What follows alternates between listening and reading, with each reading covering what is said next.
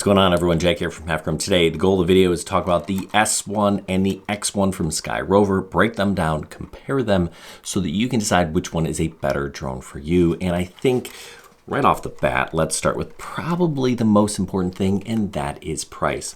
Now, this guy in my left hand, this white one, this is the Skyrover S1. And it is the cheaper of the two. Right now on Amazon, Black Friday deal is $269, with the Flymore combo being $370.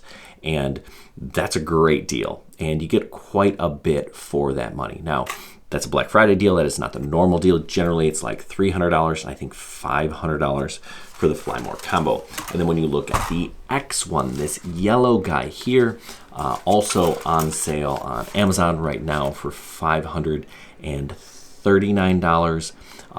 $630 for the Flymore combo. Also a really good deal, so something you need to consider. So why are they different prices?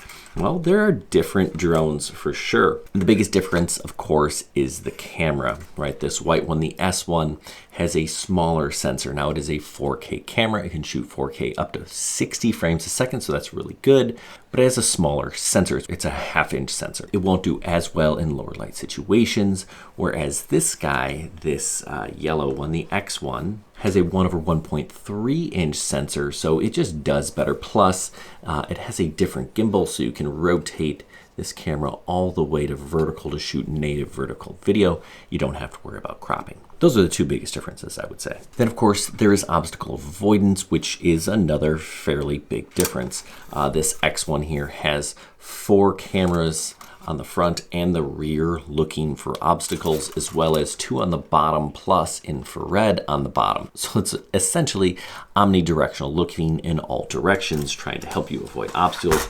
Whereas this one just has an infrared sensor on the front, so it's not quite as reliable, and it is only in the front. I guess there are cameras on the bottom, so that will help, but generally speaking, right, that's all you get. Range and flight time are also different on these things. Believe it or not, this white one, the S1, has a longer flight time. They say up to 40 minutes. Again, that's in perfect conditions. Don't expect that. And the X1 here is 32 minutes. They're both pretty similar, actually, in reality. But yeah, the white one here gets a small edge. In terms of range, we have the opposite. The X1 here does a little bit better, 15,000 meters. That's like 9.5 miles versus, I believe, 12,000 meters or 7.5 miles for the X1 here. The yellow guy here also can shoot in log profiles. So if you want to do your own color grading, you have that option here. So yeah, just obviously this one here is the better drone. It's actually a really impressively good drone.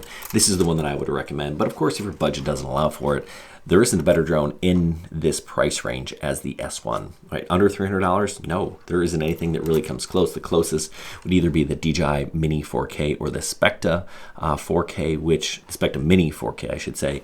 And actually, I'd still opt for the S1 here. Just is a little bit better. And right now, with Black Friday sales, it's cheaper as well.